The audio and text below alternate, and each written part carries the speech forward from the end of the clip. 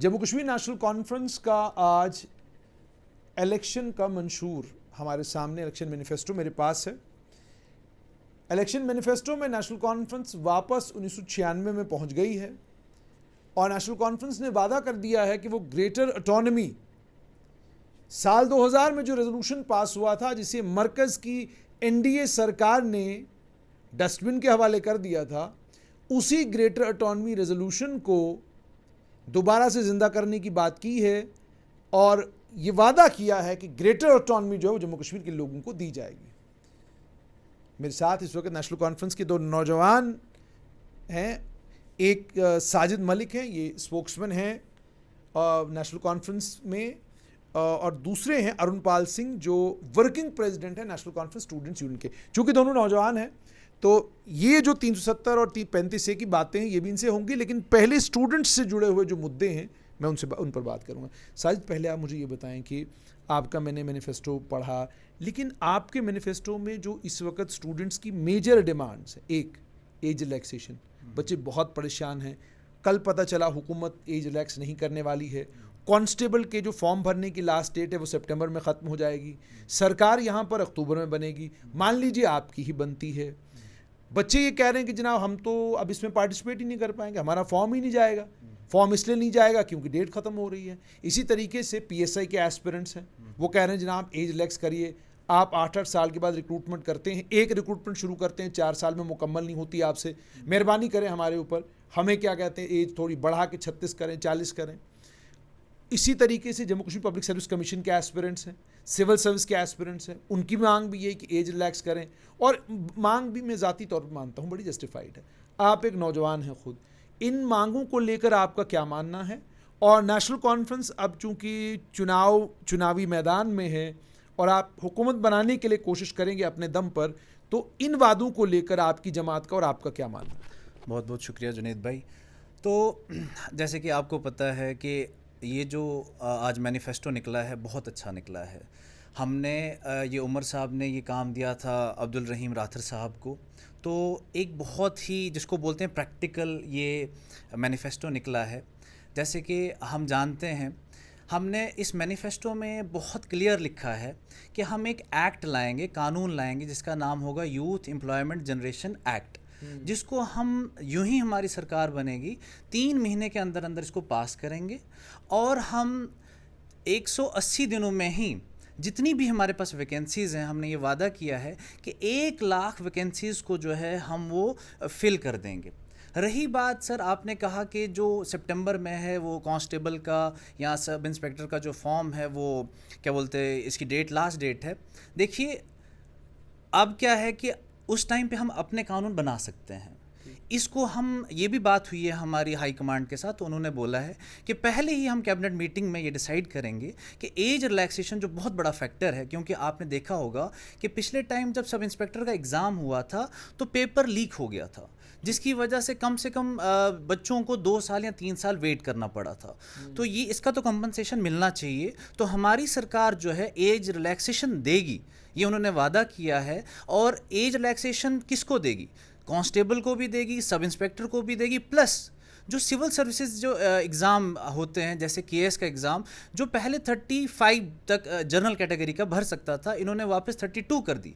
जैसे आपको पता है कि जम्मू कश्मीर जो है बॉर्डर स्टेट है, यहाँ पे कभी इंटरनेट शट डाउन हो जाता है, कभी जो है कर्फ्यू लग जाता है, जैसे कि आपको 2019 में दिखा। उसके बाद कोविड आया तो बहुत सारे बच्चों को जो है वो प्रॉब्लम्स आई, कोई ओवर एज हो रहे हैं। तो हमने ये मांग की है और ये उमर साहब ने प्रॉमिस किया है कि हम एज रिलैक्सेशन को जो है वो देंगे। चाहे अच्छा एक बात और, केएस को भी देंगे, प्लस हम सेंटर से ये डिमांड करेंगे कि जम्मू कश्मीर को एक स्पेशल एज रिलैक्सेशन होती थी यूपीएससी में, ठीक है, तो वो जो है हम, ये बहुत बदकिस्मती की बात है जो हमारे मिनिस्टर ऑफ पर्सनल हैं वो भी जम्मू कश्मीर के ही हैं, तो डॉक्टर जितेंद्र सिंह जी, तो उन्होंने ये फैसला गलत किया। मुझे लगता है कि यूपीएससी के लिए हमें जो है 5 साल एक्स्ट्रा मिलते थे जनरल कैटेगरी को, तो हम ये इसके लिए भी कोशिश करेंगे कि यूपीएससी में भी 5 साल जो है एज रिलैक्सेशन होनी चाहिए। प्लस एक बात और इन्होंने कही है कि हम जो है एक ये जो एक्ट लाएंगे इसके तहत 1 लाख जॉब्स हम कहते हैं अपना वैकेंसीज कंप्लीट करेंगे। ये बहुत बड़ी बात है और ये 180 डेज में होगा सर। लेकिन जैसे आपने कहा कि 1 लाख नौकरियां, तो चलिए ये तो ख्वाब आप दिखा रहे हैं बच्चों को, आप एक खुद नौजवान हैं, आप भी जानते हैं 1 लाख नौकरियां 3 महीने में देना, ये वो जम्मू कश्मीर में है। उमर अब्दुल्ला ने तो Jammu Kashmir service selection board का चेयरमैन नहीं होना, ना होना है किसी नेशनल कॉन्फ्रेंस के लीडर ने। यहाँ ज़ाब्ता, यहाँ तरीका अफसरों के काम करने का ये है, एक ऑर्डर निकला, कहा गया जनवरी में आपके पास सारी वैकेंसीज आ जानी चाहिए, फरवरी इतनी तारीख तक रेफर हो जानी चाहिए, और जनाब आली साल के बीचों बीच सारी आपकी वैकेंसीज फिलअप होनी चाहिए। हमने तमाशा देखा, पीएसआई की वैकेंसी जनवरी में निकली है, चलते चलते फरवरी में सेक्रेटरीट पहुंची है, उसके बाद लोकसभा के इलेक्शन की वजह से रुक गई है, फिर चल रही है और अभी तक एडवर्टीजमेंट भी नहीं निकला है। तो आप तो हुकूमत ही बदलेगी ना, हुकूमत चलाने वाले तो नहीं बदलेंगे। तो 1 लाख नौकरियां देंगे कैसे, जहां जिन्होंने नौकरियां, आपने नौकरियां बांटनी तो है नहीं, यूं तो नहीं ना होगा कि आइए जनाब एक एक नौकरी सबको, ऐसा तो नहीं होगा। आपने इम्तिहान लेना है, रिक्रूटमेंट होनी है, सारा कैसे करेंगे ऐसी ब्यूरोक्रेसी के साथ काम जो एक काम को कछुए की चाल पर चलते चलते साल में कंप्लीट करती है। और फिर अगर आप जाके शिकायत करेंगे कि जनाब आपका काम ठीक नहीं है, जवाबन जानते क्या कहेंगे, कछुआ जीता या खरगोश? आप कहेंगे कि जनाब कहानी तो कछुए वाली पड़ी है। लेकिन हकीकत ये है कि ज़िंदगी की, आम ज़िंदगी में सच्चाई ये है, खरगोश कभी कछुए से नहीं हारता। तो आप मुझे बताएं, इन कछुओं से आप काम कैसे कराएंगे? देखिए सर, अभी जो है पिछले 10 साल से यहाँ पे ब्यूरोक्रेसी का राज है कहें तो, क्योंकि 3 साल ही यहाँ पे गवर्नमेंट रही है। तो ब्यूरोक्रेसी को ऐसा लग रहा है कि ये सारा पावर हमारे पास है, लेकिन आपको ये भी पता होना चाहिए कि जम्मू कश्मीर एक डेमोक्रेटिक है। यहाँ पे जो है सिविलियंस का रूल होता है, पीपल्स का रूल होता है। तो जब गवर्नमेंट बनेगी तो गवर्नमेंट जो है वो प्रेशराइज करती है अपने मुलाजमियों को। अगर मुलाजिम काम नहीं करते हैं तो ट्रांसफ़र होती है। एक बात और मैं कहना चाहूँगा, हमारे मैनिफेस्टो में एक बोला गया है कि हम नौजवानों के लिए एक सिंगल विंडो सिस्टम क्रिएट करेंगे ऑनलाइन, जिसमें वो सारी जो है ग्रीवांसेस डाल सकते हैं। लेकिन मैं एक चीज़ और बोलूँगा कि सर ये सिर्फ वादे हैं, लेकिन ये उमर साहब ने करके दिखाया है। जैसे हमने लाया था, एक उमर साहब ने लाया था पब्लिक सर्विस गारंटी एक्ट, जिसमें आपको सारी इंफॉर्मेशन मिल जाती थी विद इन द 45 डेज। इसी तरह से हमने ये सिंगल विंडो सिस्टम लाया है, जिसमें आपको जो भी ग्रीवांसेस हैं विद इन स्टिपुलेटेड टाइम आपको इसका रेजोल्यूशन मिल जाएगा। और रही बात ये जो कि ब्यूरोक्रेसी, सर ब्यूरोक्रेसी तब तक तानाशाही कर सकती है जब तक यहाँ पे गवर्नमेंट नहीं है। जब गवर्नमेंट आ जाएगी तब जो है ब्यूरोक्रेसी को जो है उसके ऑर्डर के तहत, गवर्नमेंट के ऑर्डर के तहत काम करना पड़ेगा। मेरे साथ नेशनल कॉन्फ्रेंस यूथ विंग के वर्किंग प्रेसिडेंट भी हैं अरुण पाल। मैं नौजवानों से जुड़ी हुई बातें आपसे करूंगा, मैं सियासी कोई बात आप लोगों से नहीं कर रहा, क्योंकि आप लोग चूंकि नौजवानों को रिप्रेजेंट करते हैं।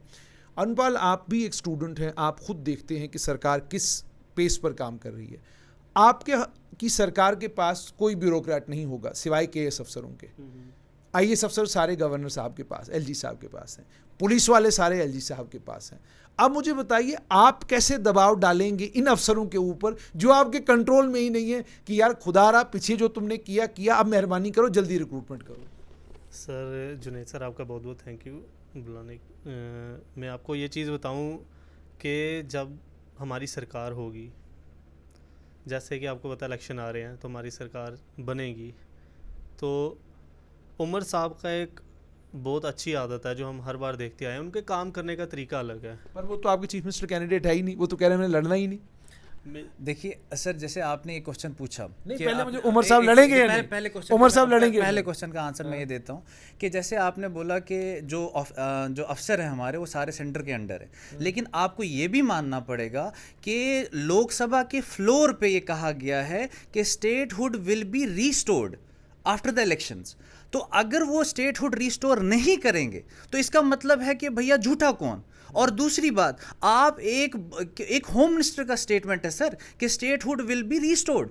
अगर आपने स्टेटहुड नहीं दी जम्मू कश्मीर को आफ्टर द इलेक्शंस, तो ये बहुत बड़ा एक झूठा स्टेटमेंट दिया जाएगा। और ये हिस्ट्री में पहली बार इंडिया में ऐसा होगा कि एक होम मिनिस्टर जो है स्टेटमेंट दे रहा है और झूठी दे रहा है। और दूसरी बात, अगर जब स्टेटहुड वापस आ जाता है तो सारे अफसरान जो है, सारी पावर जो है स्टेट के पास वापस चले जाएंगी, एलजी के पास कुछ नहीं रहेगा। वैसे ही गवर्नर बनेगा, गवर्नर जो है वो उसको on the directions of, on the advice of chief minister काम करना पड़ता है। आप ये बेहतर जानते हैं। ये बात बिल्कुल सही है, लेकिन जैसे मैं आपसे पूछा तो अब जब तक हम यूटी हैं तब तक क्या करेंगे आप? सर जब तक हम यूटी है, मैं आपको एक चीज़ बता दूं, जैसे इलेक्शंस हो रहे हैं सुप्रीम कोर्ट के गाइडलाइंस पे, तो उसके बाद सुप्रीम कोर्ट की गाइडलाइन है कि स्टेट हुड भी मिली जाएगी, तो वो भी कहा गया है कि इसी साल देनी चाहिए। और अपने जैसे बीजेपी की सरकार है इस टाइम हमारे देश में, तो उनके एक बहुत बड़े नेता थे अटल बिहारी वाजपेयी जी। उन्होंने बोला था कि हम जम्मू कश्मीर के लोगों की ज़मीनें नहीं जीतना चाहते, हम जम्मू कश्मीर के लोगों की ज़मीर दिल जीतना चाहते हैं। तो जो हमारी मौजूदा बीजेपी सरकार है, उनके अपॉइंटेड एलजी बैठे हुए हैं, मैं उनसे उनके मतलब हमारे इलेक्शन के बाद जो सुप्रीम कोर्ट की गाइडलाइंस है, जैसे हमारे भाई ने कहा, होम मिनिस्टर साहब ने बोला है, उधर से पता चल जाएगा ये लोगों के दिल या ज़मीर जीतना चाहते हैं या सिर्फ लोगों की ज़मीनें जीतना चाहते हैं। तो जो लोग परेशान हैं, जैसे आप अभी देख लीजिए कांस्टेबल की जो रिक्रूटमेंट निकली है, हमने भी उनमें पार्टिसिपेट किया, मतलब अपने अगर हुल्ला साहब से बात की थी, उन्होंने पार्लियामेंट में बात रखी थी। अब हमारे पास जो पावर है वो बात रखने की पावर है। तो यहाँ पर देख लीजिए कितनी देर से बच्चे कितनी गर्मी में जाके बैठ रहे हैं, हर जगह जा रहे हैं, हर लीडर के पास जा रहे हैं, यहाँ तक कि अपने कोई बीजेपी के लीडर्स भी जाके एलजी साहब से मिले हैं। आगा रहुल्ला साहब ने भी अपने पार्लियामेंट में बात रखी है, उसके बाद भी उनकी सुनवाई नहीं हो रही। इसका मतलब ये सिर्फ बात ज़मीनों तक है, ज़मीर दिल तक नहीं है। तो हम ये चाहते हैं कि मतलब जो होम मिनिस्टर साहब ने और सुप्रीम कोर्ट ने कहा गया है कि जैसे होम मिनिस्टर साहब ने बोला आफ्टर इलेक्शन स्टेटहुड मिल जाएगी, और अपना सुप्रीम कोर्ट ने कहा है कि स्टेटहुड वापस मिल जानी चाहिए इस साल के लिए, इस साल में इलेक्शंस में, या इलेक्शन होने चाहिए और जो स्टेटहुड है वो भी वापस दे देनी चाहिए। ये चीज़ें ये अब लोगों के दिलों तक जाओ तो हम काम करेंगे। और हमें फिर ये है कि हम बेशक हमारी बात अगर IAS ऑफिसर ना सुने सर, उसमें भी एक ही चीज़ होती है, हम रोड नहीं भूले। एक शेर है, बहुत अच्छा शेर है, कहते हैं हम आतिशे सोज़ा में भी हक बात कहेंगे, कुंदन की तरह दहर में ताबिंदा रहेंगे, तारीख बताती है कि हर दौरे सितम में हम जिंदा थे, हम जिंदा है और हम जिंदा रहेंगे। तो इस प्रकार कहेंगे कि अगर हमारी बातें नहीं सुनी जाएगी तो दूसरा वे भी है, हमारे पास प्रोटेस्ट कर सकते हैं। अभी तो आपने देखा ही क्या है, हमारी एक बारी सरकार आन दीजिए, लोग खुद ही खुश होंगे। और उमर साहब, फारूक साहब, जो नेशनल कॉन्फ्रेंस है वो कभी भी लोगों को निराश नहीं करेगी। जैसे हमने कहा शायद कि नेशनल को नाराज, लेकिन इसमें और ऐड करना चाहूँगा, ये जम्मू कश्मीर के लोग डिसाइड करना चाहेंगे कि ये महाराजा हरी सिंह की स्टेट थी, ये यहाँ कहाँ तक थी, तिब्बत तक थी, गिलगित बल्तिस्तान इसके पास था, लद्दाख था, जम्मू कश्मीर था। अगर ये डिसाइड करें जम्मू कश्मीर के लोग, और मुझे लगता है कि जम्मू कश्मीर जो है क्राउन ऑफ इंडिया था, और जो आज की जो प्रेजेंट हुकूमत है, इसको जम्मू कश्मीर को जो है वो आज म्यूनसिपैलिटी के लेवल तक ले आए हैं। ये आज जो है जम्मू कश्मीर जो है, गिलगित बल्तिस्तान तो कब का चला गया है, लद्दाख को भी इन्होंने हमसे अलग कर दिया, जम्मू कश्मीर थोड़ा सा पार्ट रह गया। तो यहाँ का डोगरा जो डायनेस्टी है उसको भी तो बचाना है। ये जम्मू के लोगों को भी डिसाइड करना है कि हम क्या बनना चाहते हैं। जैसे आपने कहा डिसाइड करना है, मैं आपसे ही पूछूंगा कि आपने अभी बात की कि जहाँ तक स्टूडेंट्स के अलग अलग इश्यूज़ हैं, इन इश्यूज़ को लेकर आपने कहा कि एजिटेट भी करेंगे, बात भी करेंगे, लेकिन जिस सिस्टम में आप आने जा रहे हैं, उस सिस्टम में जो वादे आपने अपने इलेक्शन मैनिफेस्टो में किए हैं, इसमें कई सारे वादे तो ऐसे हैं जो आप भी भूल जाएंगे ठीक 1.25 साल के अंदर अंदर। वो इसलिए आप भूलेंगे क्योंकि when you are part of governance, जब गवर्नेंस करने लगते हैं तो फिर आपको ये याद नहीं होता कि वो इमोशनल वादे जो मैंने किए थे 370 वाले, 35A वाले, और उसके बाद इसमें मैनिफेस्टो में मैंने आपका पढ़ा कि आपने कहा PSA को हम लोग रिपील करेंगे। आपने उसके बाद होम डिपार्टमेंट के सारे काम भी कह दिए कि ये भी हम करेंगे। कैसे करेंगे? आपके पास होम मिनिस्ट्री है ही नहीं। अच्छा, दूसरा 370 आप कैसे करेंगे? सुप्रीम कोर्ट ने ताला लगा दिया है आपके ऊपर। आप 370 के खिलाफ अपील करने के लिए गए थे, वो आपकी अपील भी नहीं सुनी गई वहाँ पर। अच्छा, जो चीज़ें सारी बंद हो चुकी, इनको वापस लाने का एक माध्यम, एक मैकेनिज्म है कि आपको दोबारा पार्लियामेंट में एक बिल लाना है, दोबारा पार्लियामेंट में उस बिल को 2/3 मेजॉरिटी से या सिंपल मेजॉरिटी से पास करना है, फिर जाकर आपको वो तमाम हुकूक मिलेंगे जिनकी बात आप कर रहे हैं। तो ऐसे वादे आप कर ही क्यों रहे हैं जो आप खुद भी अगर कहीं बैठेंगे तो आपको हंसी आएगी कि यार ये सब हमने क्यों लिख दिया इसमें। देखिए सर, जैसे मैं आपको बताऊं, ये वादे बहुत ही प्रैक्टिकल हैं। जैसे आपने कहा कि आर्टिकल 370, आर्टिकल 35A, कैसे मुझे वापस आएगा? मुझे बताइए, क्या यहाँ पे आर्टिकल 371 नहीं है? क्या वो अपना लैंड और जॉब प्रोटेक्ट नहीं कर रहे? क्या नॉर्थ ईस्ट में अरुणाचल प्रदेश, मिजोरम, असम के पास, नागालैंड के पास, इवन हिमाचल प्रदेश और उत्तराखंड के पास जो है अपनी लैंड और जॉब जो है बचाने के राइट्स नहीं है? क्या उनका कल्चर हमारे से कुछ डिफरेंट है? अगर उनके पास है तो हमारे पास क्यों नहीं? क्वेश्चन तो ये आता है। इन्होंने ये तो आपके पास है या नहीं है secondary. Primary my question is कि जब आप खुद भी जानते हैं कि 370, जो पढ़ा लिखा, आप लोग पढ़े लिखे लोग हैं, आप जानते हैं कि 370 को रिस्टोर करने का या 35A को दोबारा वापस लाने का तरीका पार्लियामेंट से जाता है। जम्मू कश्मीर के किसी आदमी की पार्लियामेंट में कभी मेजॉरिटी हो, वो तो आप कम से कम 200 साल भी मत सोचिए, ठीक है। पार्लियामेंट में मेजॉरिटी अगर आपके हिमायती जमात कांग्रेस की आती है तो आप उम्मीद और तवक्का कर सकते हैं। वो कब आएगी खुदा जानता है। जिस जमात की इस वक्त है वो जमात तो कहती है जो बचा खुचा है ये भी हमने, क्या कहते हैं, अभी फिलहाल इसका भी हमने हिसाब किताब करना है। तो मैं सिर्फ जानना चाहता हूँ ये कि something which is not practical, why have you included it in your manifesto? इसको क्यों डाला है आपने अपने मैनिफेस्टो में? क्या लोगों के जज्बात को उभार कर वोट लेने के लिए, या वाकई संजीदा है, कोई रास्ता है आपके पास? देखिए, जैसे ये क्वेश्चन जो है उमर साहब से भी आज प्रेस कॉन्फ्रेंस में श्रीनगर में पूछा गया, तो उन्होंने बहुत ही प्रैक्टिकल आंसर दिया है इसका कि सर जो है 3 बार सुप्रीम कोर्ट ने खुद ये बोला था कि आर्टिकल 370 जो है अब टेम्परेरी नहीं है, ये परमानेंट हो चुका है। फिर भी जो है, जो आज की हुकूमत है, फिर भी उन्होंने क्या बोलते इसको तोड़ा, ठीक है। उन्होंने फिर उसके बाद हम भी सुप्रीम कोर्ट में गए, तो सुप्रीम कोर्ट ने अभी जो है वो कहते जो बेंच बैठा था उसने अभी रद्द किया हमें कि 370 अब वापस नहीं आएगा। लेकिन इसका ये मतलब नहीं है कि कोई और रास्ता है ही नहीं। अगर स्टेटहुड नहीं मिली, हम फिर से सुप्रीम कोर्ट का दरवाज़ा खटखटाएंगे। अगर 370 हमें नहीं है, हम फिर सुप्रीम कोर्ट का दरवाज़ा खटखटाएंगे। देखिए, हम दिल हमारा उदास है लेकिन नाउमीद नहीं है। हम अपना हक मांग रहे हैं सर, हम किसी के सामने भीख नहीं मांग रहे। अजय, 200 यूनिट आप बिजली फ्री देने लगे। बिल्कुल सही। देखो मैं बताता हूँ, मुझे पहले समझाएंगे। आपने 200 यूनिट बिजली फ्री देनी है। जो ऑलरेडी लोग बिजली यहाँ इस्तेमाल कर रहे हैं वो हमको यूपी और अलग अलग स्टेटों से ख़रीदनी पड़ रही है। हमारे हाइड्रो इलेक्ट्रिक प्रोजेक्ट्स की जो जनरेशन है वो इतनी है ही नहीं कि हमारी जो नीड है, हमारी जो डिमांड है उसको पूरा कर सके। तो 200 यूनिट आप दिल्ली के साथ मुकाबला कर रहे हैं जिनका रेवेन्यू हमसे कहीं है। आप पंजाब से मुकाबला कर रहे हैं जिनकी सिचुएशन और जिनकी कंडीशन और जिनके हालात हमसे बेहतर हैं, जो एक प्रोड्यूसर स्टेट है जिसका दुनिया भर का अनाज जो है वो मंडियों में जाता है। तो मुझे बताइए, ये मतलब मैंने कहा ना, कुछ आपने वादे किए हैं वो समझ से परे हैं। देखिए, यही दुख की बात है, जम्मू कश्मीर में इतना वाटर पोटेंशियल है कि हम जो है ये बिजली यहाँ पे पैदा करके हम बेच सकते हैं। देखिए, एक आपको याद होगा, एक हमारी प्राइम मिनिस्टर की कमेटी बनी थी, सी रंगाराजन कमेटी। उन्होंने रिकमेंडेशन, देखो हमने प्रैक्टिकल बनाया है मैनिफेस्टो, उसमें हमने ये बोला, अपने मैनिफेस्टो में हमारा क्लियरली मेंशन्ड है कि जो सी रंगाराजन कमेटी ये दिल्ली में बनी थी और आरबीआई के गवर्नर इसको जो है वो हेड कर रहे थे। तो सी रंगाराजन कमेटी के तहत उन्होंने बोला है कि जम्मू कश्मीर को 2 हाइडल प्रोजेक्ट्स वापस दिए जाएँ, एक दुलहस्ती वाला 300 मेगावाट और एक बुरसर हाइड्रो इलेक्ट्रिसिटी प्रोजेक्ट 1200 मेगावाट, ये वापस दिया जाए। तो हम तो वही बोल रहे हैं ना जो उन्होंने बोला है।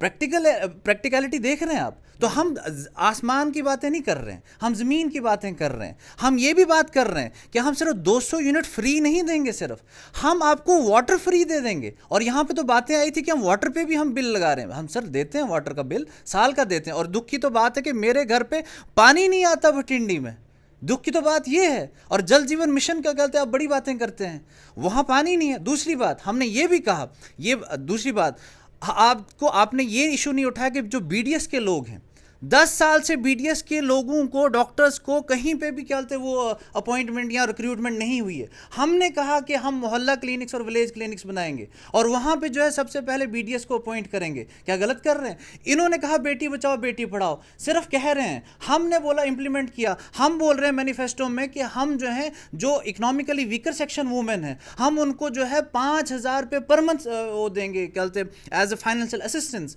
हमने कहा जो वुमेन ट्रैवल करेंगी वो फ्री में होगा।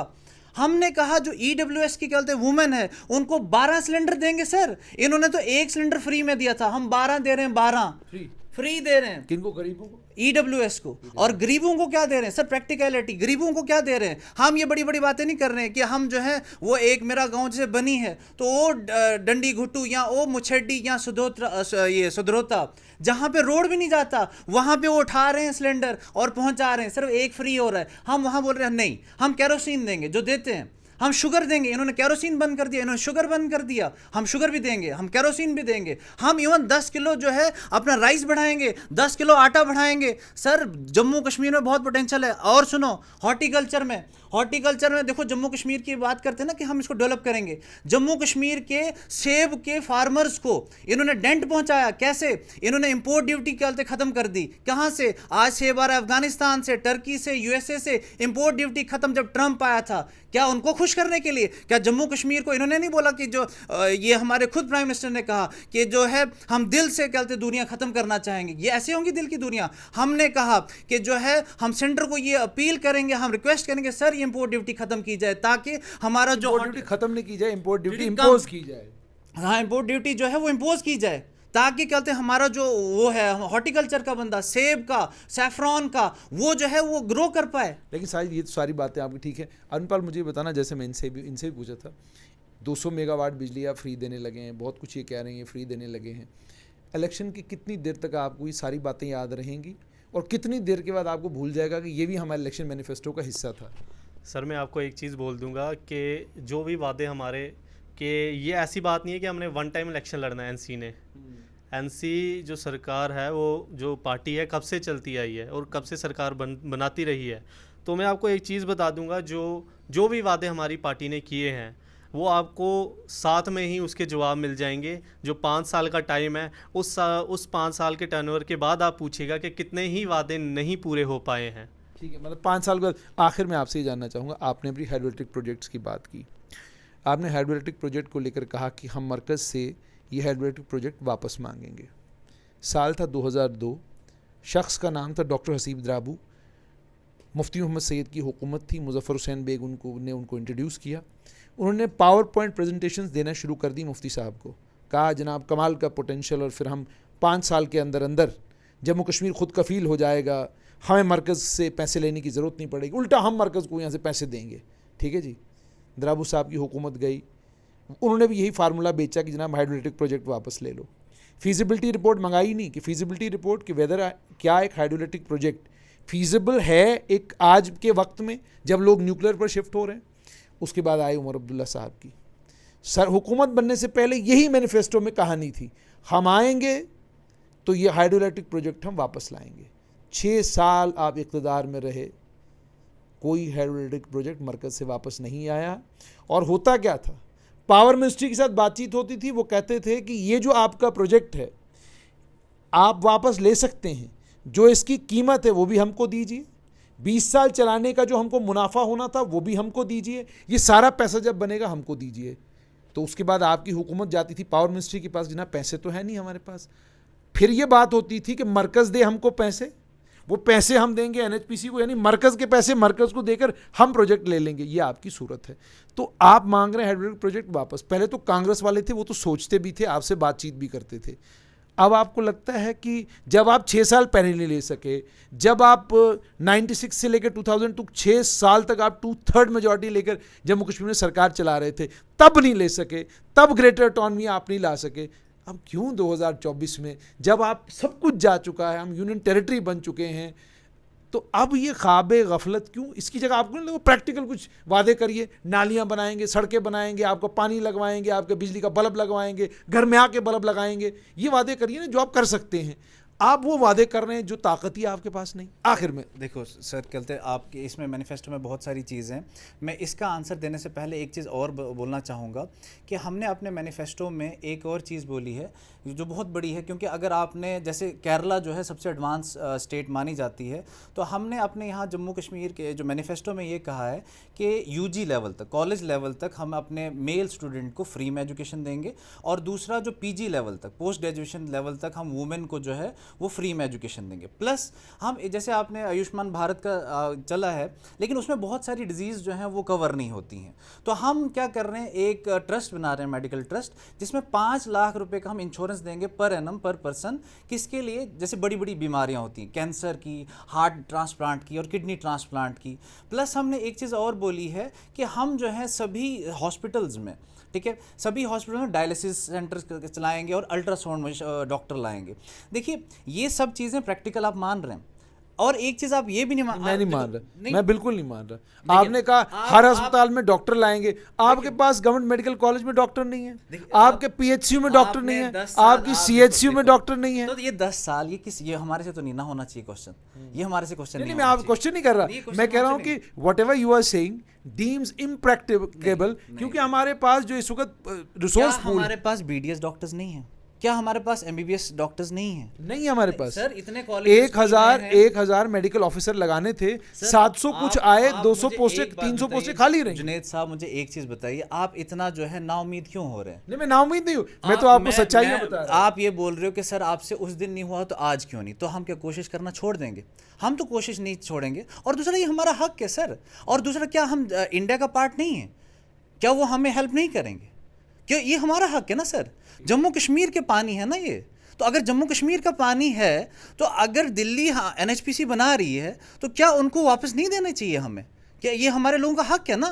तो हम तो इंडिया का, we are the part of India, तो हमें अपना हक वापस दो। अगर हमें वो हक वापस नहीं कहते, हम नहीं ले पा रहे, आप हमें मदद करो ना सर, हमें कहते बनाओ ना वैसा फाइनेंशियली स्टेबल बनाओ ना। आप तो हमें बोलते हो कि आप जम्मू कश्मीर को तो हमने इंटीग्रेट किया, तो करो ना सर इंटीग्रेट फिर अच्छे से। फिर क्यों ये कहते ऐसी बातें कर रहे हैं कि हमें पहले स्टेट से यूटी, अब यूटी से और आप पावर छीन रहे हैं, आप तो हमें म्यूनसिपैलिटी में ला रहे हैं। और आपने एक बात और कही, हम नए लीडर्स को जन्म देंगे, आपने लोकल इलेक्शन नहीं करवाए, क्यों नहीं करवाए?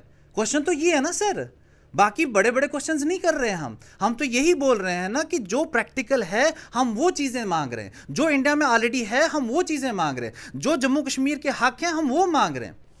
बहुत बहुत शुक्रिया। तो आपने सुन लिया, नेशनल कॉन्फ्रेंस के 2 नौजवान मेरे साथ आए थे। इनने एक बात तो बहुत अच्छी इन्होंने कहा कि जो ही हमारी सरकार बनेगी, एज रिलैक्सेशन को लेकर हम लोग फ़ौरन फैसला लेंगे, और नौजवानों को चाहे वो पीएससी के लिए हैं, कांस्टेबल के लिए हैं या पीएसआई के लिए कोशिश कर रहे हैं उनसे। सब एक और बात थी, जो ये बात है जो कंट्रैक्चुअल लेक्चरर्स हैं, जैसे आपने बोला कि 1 लाख जॉब्स, हम ये चाहेंगे जो कंट्रैक्चुअल चीज़ें हैं ये ख़त्म हो जाएं और परमानेंट हम जॉब्स दें इनको, ताकि वो जो सैलरी का इशू है वो ख़त्म हो जाए। प्लस एक जो बहुत ये जो चल रहा है ना कि डेली वेजर्स हैं, होम गार्ड्स हैं, रहबरे तालीम, रहबरे ज़रात, इनको भी हम रेगुलराइज करने की कोशिश करें, ताकि ये जो सैलरी का इशू चल रहा है अभी, तो सैलरी को जो है वो नॉर्मली सबको इंसानों को मिलनी चाहिए। बहुत बहुत शुक्रिया। तो आपने सुन लिया नेशनल कॉन्फ्रेंस का कि क्या कुछ वादे हैं, किस हद तक ये वादों पर खरा उतरेगी नेशनल कॉन्फ्रेंस, ये तो इंतखाबात के बाद अगर नेशनल कॉन्फ्रेंस को मौका मिलता है तो पता चलेगा। लेकिन फिलहाल नेशनल कॉन्फ्रेंस का इलेक्शन मैनिफेस्टो है, और ये नौजवान लीडर जो नेशनल कॉन्फ्रेंस के हैं, ये इस बात पर का इनको मुकम्मल यकीन है